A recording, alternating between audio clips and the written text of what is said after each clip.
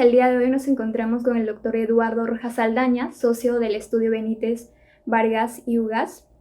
El día de hoy vamos a estar hablando sobre los negocios peruanos en Estados Unidos. Doctor Eduardo, muchas gracias por su participación en la 12ª edición de la revista Corpus Juris, el cual tiene como temática este año sobre derecho corporativo.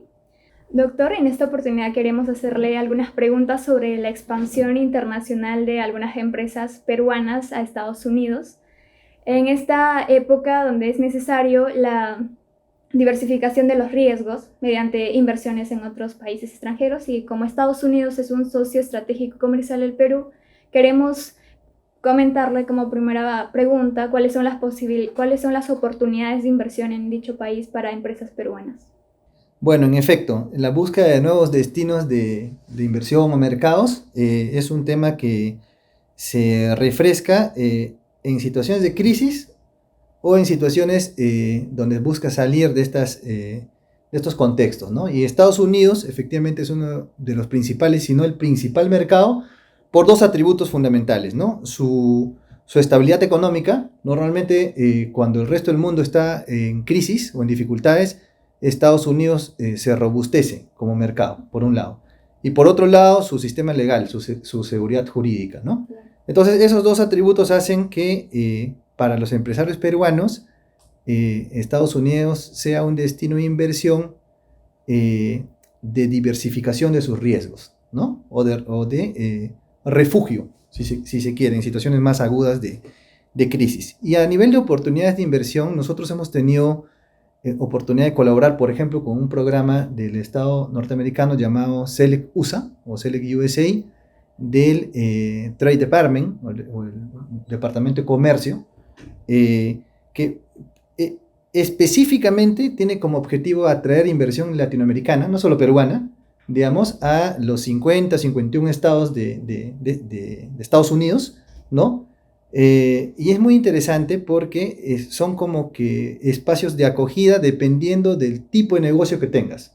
Si tú estás en el negocio inmobiliario, el programa te acoge y te conecta con el ecosistema inmobiliario en el estado que sea más conveniente, por ejemplo.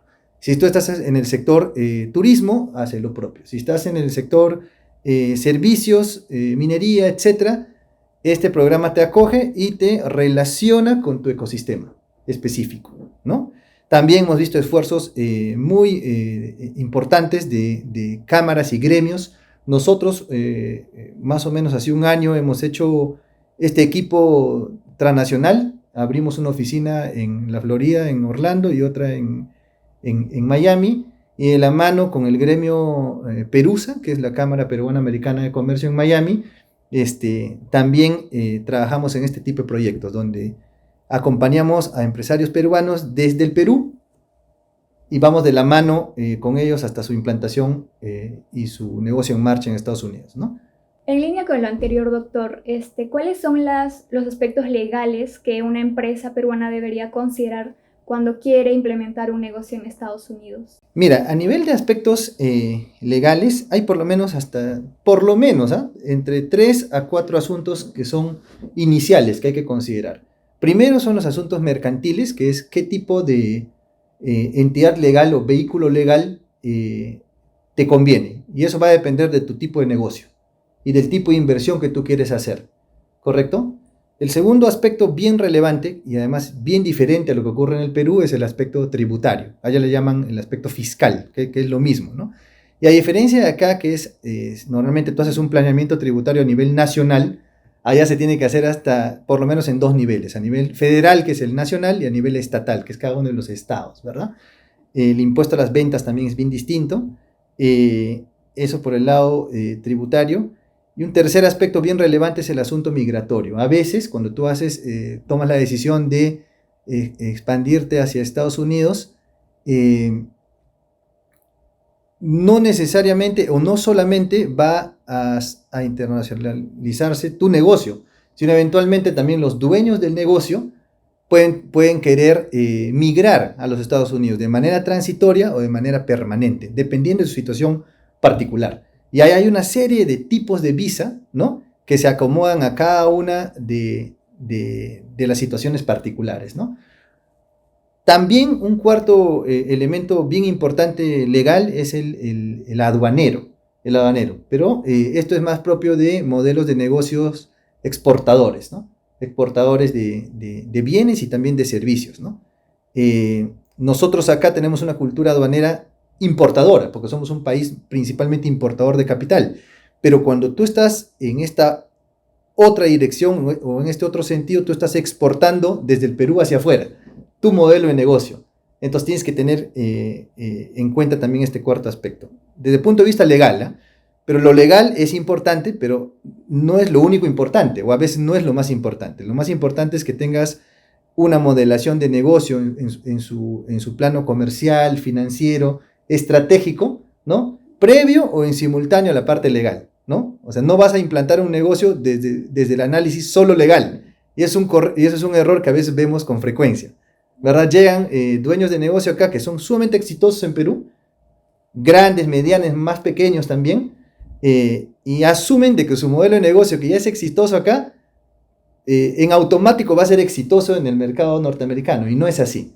No es así. A veces en el mercado norteamericano tienes que replantear, hacer toda una reingeniería de tu modelo de negocio acá, por más exitoso que sea en Perú, ¿no? Y ese análisis no pasa por lo legal, ese análisis pasa por lo comercial, ¿no? Entonces hay que tener buenos socios estratégicos allá. Ok, doctor, siguiendo la conversación, ¿qué tipo de entidad legal suele ser más eficiente en Estados Unidos? ¿Las sociedades mercantiles en Perú son similares a los de Estados Unidos o en qué se diferencian? De acuerdo, ya entrando un poco más en detalle de estos 3 o 4 aspectos que te he comentado, en cuanto al aspecto societario o mercantil, se puede hacer un símil con lo de Perú, ¿no? Acá tenemos sociedades anónimas, por ejemplo, allá tienes las corporation, ¿no?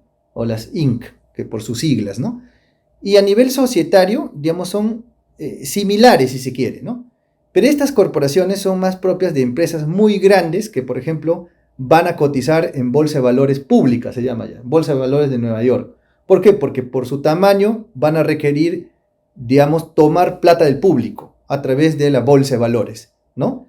En cambio, cuando son negocios peruanos, incluso los grandes, incluso los grandes y medianos y sobre todo los pequeños, en un estadio inicial, no vale la pena, digamos, establecerte como una corporación. ¿Por qué? Porque la carga societaria es muy pesada, sobre todo si vas a salir a bolsa de valores, ¿no? Entonces lo que nosotros normalmente hacemos cuando recién se están implantando es coger una forma societaria más ágil que se llama una entidad transparente, ¿no? En la forma de una LLC, una LLC, ¿no? Esta entidad transparente goza en principio de transparencia tributaria en Estados Unidos, que ya vamos a comentar a continuación, pero a nivel societario es muy sencillo de manejar. Solo tienes un documento societario que se llama el Operating Agreement, donde tú pones todos tus pactos entre accionistas, ¿no? Y solamente con ese documento tú operas tu sociedad, ¿no? Para fines tributarios tienes que sincerar de que vas a hacer negocios, ¿no? Eso te lo voy a comentar a continuación, ¿no? Muy interesante, doctor, lo que nos comenta. Y respecto a los impuestos, ¿qué tipo de impuestos deberían pagar o tienen que tener en cuenta las empresas peruanas que se quieren implantar en Estados Unidos? ¿Qué tipo de impuestos tienen que tener en consideración? Ok, esto termina siendo muy, muy sensible, ¿no? Porque a nivel mercantil, como decíamos, es más o menos parecido, ¿no? En términos conceptuales, ¿no? Pero a nivel tributario, cuando uno implanta un negocio acá en Perú, por ejemplo, y nosotros como tributaristas, hacemos un planeamiento tributario normalmente considerando el impuesto a la renta que te aplica a nivel nacional, de todo el Perú, ¿no? Y por ahí el IGB en menor medida, que también es nacional, ¿correcto? Cuando tú llegas a Estados Unidos, ¿no? El primer asunto tributario a definir es si vas a tomar una corporación o vas a tomar una LLC transparente, ¿correcto? Ya dijimos que es más fácil al principio con una LLC mercantil. Oye, pero va a ser transparente para efectos tributarios. La primera respuesta es no, porque eres transparente si es que no vas a hacer negocios en Estados Unidos. Pero si vas a hacer negocios en Estados Unidos, serás LLC, ágil para efectos societarios, pero para efectos tributarios vas a ser una LLC corporativa. Es un híbrido, ¿no? Entonces, y como vas a hacer negocios con tu entidad transparente, tienes que ir a tocar a la puerta del fisco americano, que es el IRS, y decirle, por si acaso, tengo una LLC mercantil, pero voy a hacer negocios. Entonces, haces un trámite que se llama el check the box. Y le dices, por si acaso, voy a comportarme como una corporación, sin ser una corporación mercantilmente hablando. ¿Qué pasa si te equivocas y no le avisas al IRS? SUNAT es súper fuerte en Perú, entonces ya se puede imaginar cómo es el IRS allá, ¿no? Entonces viene a fin de año, dice, no me avisaste, y aparte de tu 21%, que es tu impuesto a la renta corporativo, te va a aplicar una retención de 30% adicional, si quieres como castigo, porque se te pasó, ¿no? Que es un impuesto del Branch Profit Tax, se llama, que es como si te van a tratar como si fuese una sucursal, por haberte olvidado. ¿Ya? Pero eso es solamente el primer nivel de análisis, ¿ya? El siguiente nivel de análisis es que el planeamiento tributario no se hace como acá a nivel solo nacional, sino que allá se hace a nivel hasta en 4 dimensiones, si se quiere. A nivel de impuesto a la renta tienes 2 dimensiones, el nivel federal, que es el nacional, ¿no? Pero el más relevante a veces es el impuesto a la renta estatal, porque existe un mapa de la tasa de impuesto estatal del impuesto a la renta. Y eso a veces determina en qué estado te vas a situar, ¿verdad? Y lo que tú pagues en el estado se descuenta del impuesto nacional. Entonces, cuando tú haces tu comparación, es una comparación a nivel neto, ¿no? Entonces, es bien relevante ese análisis. Pero ese es solamente un nivel, imagínense, ¿no? El siguiente nivel de análisis es el impuesto a las ventas. A diferencia de nuestro IGB, que es a nivel nacional, allá no existe un IGB a nivel nacional. Hay un impuesto a las ventas por cada estado. Por cada estado, ¿correcto? Entonces también tienes que hacer un análisis neto, ¿no? En qué estado te conviene situarte, ¿no? Un ejemplo, tuvimos un proyecto de un exportador de fruta fresca que importaba por Miami, pero vendía en Nueva York, por ejemplo, ¿no? Entonces el impuesto a las ventas se aplica donde está tu consumidor final, ¿no? Pero esta empresa pensaba que como importaba en Miami, debía pagar impuestos en Miami, y no era así. Tenía que pagar en Nueva York, ¿correcto? Entonces eso es distinto a lo que ocurre acá, ¿verdad? Que pagas el impuesto donde facturas tu factura de venta, ¿correcto? Entonces, ese es un segundo análisis. Un tercer análisis es qué pasa con los impuestos individuales de los dueños de estas empresas, ¿correcto? También a nivel individual hay un impuesto a la renta a nivel federal nacional y otro impuesto a la renta individual a nivel estatal, ¿no? Entonces también es un análisis neto combinado. Y un cuarto nivel de análisis que no tenemos en el Perú es el impuesto a la herencia, por ejemplo, ¿no? El impuesto a la herencia es un impuesto muy fuerte que puede llegar a tasas de hasta el 40%, y si no lo has considerado te puede malograr tu modelo de negocio. Y también tiene 2 niveles, nivel federal y nivel estatal. Entonces, como pueden ver, el planeamiento tributario es mucho más detallado y bien diferente a lo que ocurre acá en el Perú. Normalmente, ¿qué nos ha ocurrido? Como los empresarios peruanos están acostumbrados a un tipo de planeamiento tributario nacional, ¿no? No entienden esto al principio, ¿no? Piensan de que se resuelve de manera muy rápida y hay que explicarles de que hay hasta 4 dimensiones que hay que considerar cuando uno va a implantar un negocio allá desde el punto de vista tributario. Con Estados Unidos, el Perú no tiene un convenio de doble imposición. Eso le quita un poco de complejidad al análisis, pero no tanto por lo que les acabo de contar, ¿no?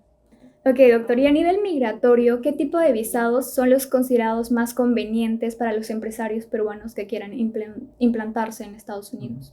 Correcto, eso es bien interesante, ¿no? Cuando el empresario peruano va a evaluar su expansión hacia Estados Unidos, a veces, no siempre, ¿no? A veces no siempre, también hay un interés personal de cambiar su estatus migratorio y también mudarse hacia Estados Unidos. Esta mudanza puede ser de forma transitoria o de forma permanente, ¿no?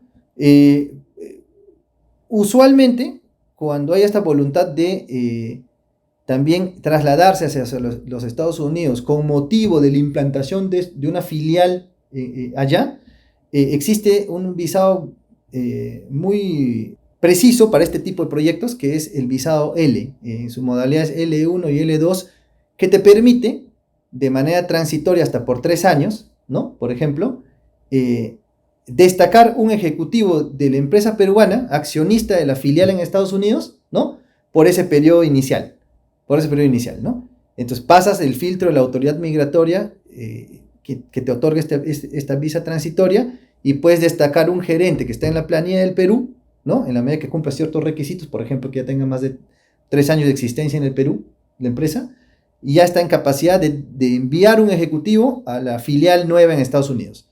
Y este ejecutivo entra en la planilla o en la nómina de la filial de Estados Unidos. ¿Correcto? Cuando ocurre esto, la autoridad migratoria suele otorgar este visado, que es el visado L1 o L2. ¿Correcto? Al cabo de los 3 años, el ejecutivo puede decidir regresarse al Perú o extender esa visa transitoria por un periodo similar, o puede decidir cambiar su estatus transitorio a un estatus permanente, ¿correcto? Y en el estatus permanente hay un abanico de posibilidades. Uno que nos gusta a nosotros mucho usar es el tipo de EB1 y EB2, por ejemplo, ¿no?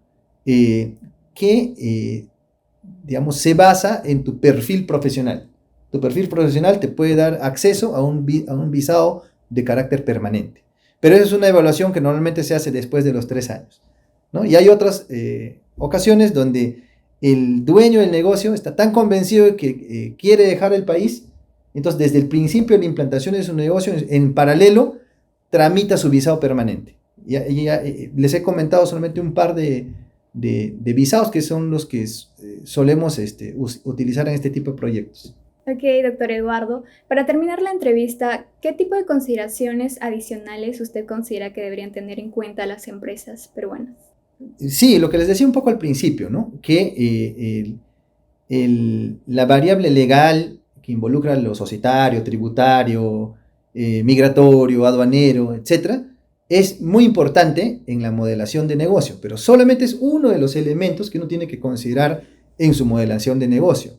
Y en esta entran asuntos de negocio, comerciales, financieros, estratégicos, ¿no? Como les decía, no necesariamente un modelo exitoso en el Perú lo va a hacer automáticamente en Estados Unidos. Requiere hacer un trabajo serio, previo, donde se incorpore el elemento legal, desde luego, ¿no? Pero no es el único elemento a considerar. Eso por un lado. Y por otro lado, y finalmente, es interesante saber que el Estado peruano tiene una serie de programas, ¿no?, de apoyo e incluso fondos no reembolsables, justamente para expandir negocios hacia afuera, no solo Estados Unidos. A veces la comunidad en general desconoce, ¿no? Entonces, cuando uno está en la etapa ya de internacionalizarse, puede acceder a estos programas de apoyo o a estos fondos y mejorar su modelo, porque va a tener un apalancamiento inicial, ¿no? Entonces, eso es bien importante, no perder de vista también. Muchas gracias de nuevo por la gentil invitación a esta breve entrevista acerca de oportunidades de inversión para negocios peruanos en Estados Unidos, que saldrá en la 12ª edición de la revista Corpus Juris. Encantados de colaborar cada vez que lo requieran. Muy amables.